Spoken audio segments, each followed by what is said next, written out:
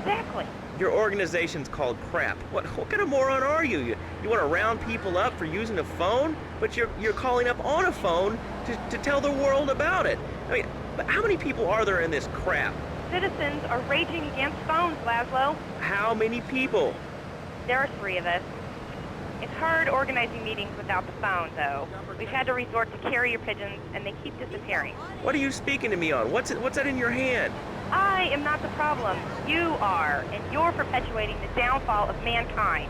Liberty City was great before phones ruined everything. Liberty City was a church, a cow pasture, and 3 houses when the telephone was invented. Liar! You're the liar. Liar, liar, pants on fire. What are you 3 years old? Lazlow's a liar. Lazlow's a liar. I bet that isn't even your real name. Shut up. You shut up. Stupid. Nanny, nanny, boo-boo, stick your head in doo-doo. Oh, we're going to commercials. Is your job affecting your health? Do you become fatigued? Does working take time away from family and social events like watching wrestling? There's an easy solution. Sue your boss. See, the great thing about this country is you can sue anyone for pretty much anything, and you'll probably win, or at least get a settlement.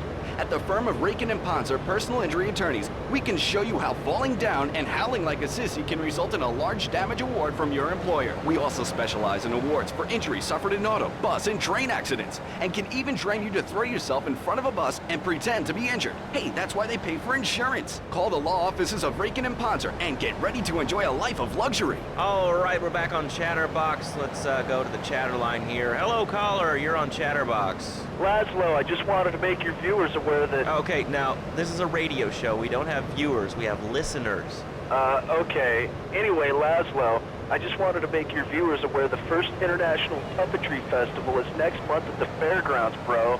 If you're interested in becoming a puppet master or a ventriloquist, you should definitely come down, dude. It's going to be totally killer. I wasn't aware that there was much demand for puppet shows these days. I mean... Oh, man. Have you been living under a rock, bro? Guys with puppets get chicks. I take my monkey puppet to the park all the time. We play hacky sack together. It's rad. But anyway, dude, at the International Puppetry Festival, we'll be having workshops on finger puppets, too. Hello, Petunia the Pinky. Meet Barry the Thumb. String puppets, glove puppets. Dude, it's gonna rock. Okay, thanks. Hope to see you there, Lazlow. Hey, by the way, can you give me that guy Fernando's number? Nah, I'm sorry. Fernando hasn't paid his bill to our ad sales department. But here's someone who has, and they paid us in stacks of old groats and gold guineas. We'll be back after this. Do you live in the boring suburbs but dream of living in a lonely castle on a windswept moor? Do you long to trade in your sweatsuit for a 100-pound suit of armor and swap your SUV for a noble stallion? Do you eat microwave dinners, all the while wishing you were roasting a suckling pig at a pagan banquet? Is your next ideal home improvement a moat? Well, get ready, Liberty City! This weekend and every weekend at Liberty City Park, it's the Medieval Millennium Fair. Our band of traveling minstrels, knights, and maidens oh so fair are ready to delight you with tales of the Black Death, witch burnings, and the joys of being a feudal serf. Forget about air conditioning and modern medicine. We've got all the leeches, spells, and potions you need at the Medieval Millennium Fair. Learn the art of cooking with turnips. Yum yum. Buy genuine reproduction medieval artifacts including maces, double-handed battle swords, and one-size-fits-all chainmail. And this weekend only, pick up an authentic mechanical Lady of the Lake in Excalibur. It's perfect for your garden pond or swimming pool. And learn how to rid your condo of vermin using a penny whistle and a mysterious prancing German named Hans. The Medieval Millennium Fair, every weekend at Liberty City Park. All right, Liberty City, you are listening to Chatterbox, the show that is the #1 reason for the success of the internet. All right, let's take a call. Who's on the line? Clothes. What about them? Clothes. What are you talking about? Lazlow, clothes. Clothes, Lazlow. I hate them. I just hate them. I mean, we're all about opinions on Chatterbox, which is Liberty City's premier phone-in station. But why don't you like clothes? I just hate them. They're so constricting. I mean, there's a lion wear clothes, and the lion is a king of the jungle.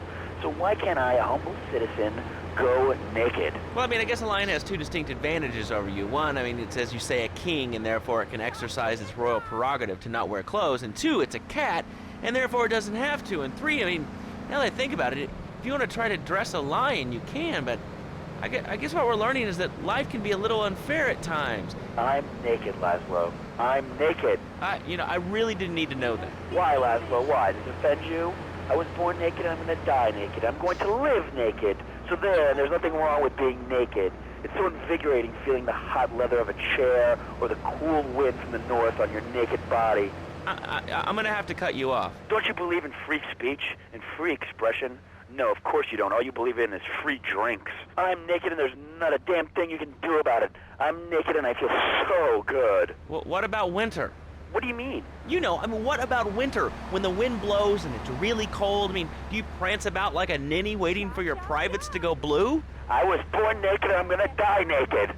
And all shriveled up by the sound of things. Winter was invented by clothing companies. Clothes are unnecessary. They're ugly. Have you ever cooked in the nude?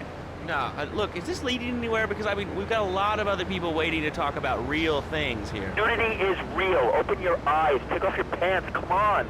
Come on, Lazlow. You can be a figurehead for Liberty City Naturists. We have more members now for the first time since 1977. Nudity is back. A lot of people are into nudity and really understand the spiritual side. What? Of hanging out with loads of naked chicks? I mean, I see the fun in it, but I just think clothes have distinct advantages, like not accidentally cooking yourself, or when you're working on a building. We're not swingers. It's not about sex. It's about being one with the world. All right, dude, groovy, hug a rainbow. It's time for a public service announcement from Donald Love. Hello, I'm Donald Love. Under my guidance, Love Media has emerged as the fastest growing U.S.-run media conglomerate of the past 5 years. With newspapers, television, and radio stations across the U.S. and the free world, alongside a wide array of industrial and technology interests, we at Love Media ensure you get the truth behind the story every time. From films to dog food, from radio to pop music, you can be sure of independent, quality-led broadcasting every time you tune in. That's why we're the fastest growing cable supplier and health insurance provider in the Northeast, and why our new satellite in China is something all Americans can be proud of. Here at Love Media, we are proud of what we have done to help America and to help hard-working Americans relax. For investment opportunities or information about our new interactive television service, please go to www.lovemedia.tv. Ooh, that makes me feel all warm and fuzzy. All right, let's go to line 8. Hello, caller. What's your name? Bob from Pine Creek. Hey, what's up, Bob from Pine Creek? So I've been listening to your show.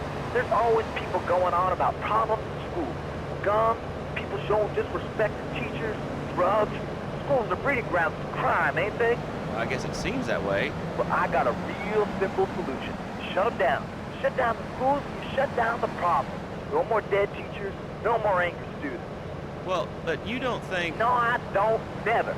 Now listen to me. It makes perfect sense. Kids these days, they complain a lot, but you know what? It costs even more. I mean, shoes, books, toys, even special dining furniture, pets, that sort of crap. It's all about me. Me. Well, not my Johnny. No, sir. I'm learning him the value of good, hard work. Learning him good. And for free, we taught him how to clean the bathroom. If he left so much as one hair on the soap, it was off to bed with no dinner. You know what? He went to bed hungry only 20, maybe 30 times. He learned. Now, he brings his mother lunch to bed every day so she can sleep in. Let me tell you, everyone should have their kids serving up food. He even cooks for the whole family. These days, he's getting too big to sweep chimneys, so now he's a paralegal at Rake and Pound. He's 7, and he's making imagine me $23,000 a year. And on weekends, he doesn't go to the mall, play soccer, read, or do any of that kind of stuff. No, he works in the basement of a marketing company making photocopies all night. Hell, he'd go to sleep during the day. That's another $8,000 right there. So now, I'm buying me a bass boat and trailer. What do you say to that? Well, it sounds kind of like exploitation to me. Exploitation? Man, you sweetheart, kill me. Johnny's mine. He's my kid. How can I exploit something I own? Exploitation. You sound like a communist. Kids in Russia, they don't work. That's why everything's so messed up over there. Get the wait line for toilet paper. And their space station was made out of milk cream. I'll tell you, working for a living is the American way. That, and the only thing more American is have folks work for you. That sounds a little oppressive and even despotic. Exactly, Lazlow. You hit the nail on the head that time. My kid, I'm telling you, just shut the schools down, make the kids work. That book stuff's all for sissies anyway. And doctors and politicians, lawyers, and whatever. I can't be bothered to argue with you, but I do feel sorry for your little Johnny, the 7-year-old cook, chimney sweep, paralegal photocopier, because his daddy's an idiot. Let's take a quick break. Phil and I just had another kid, so of course we need a bigger SUV. Being a mom is hard with soccer, football, and lacrosse practice.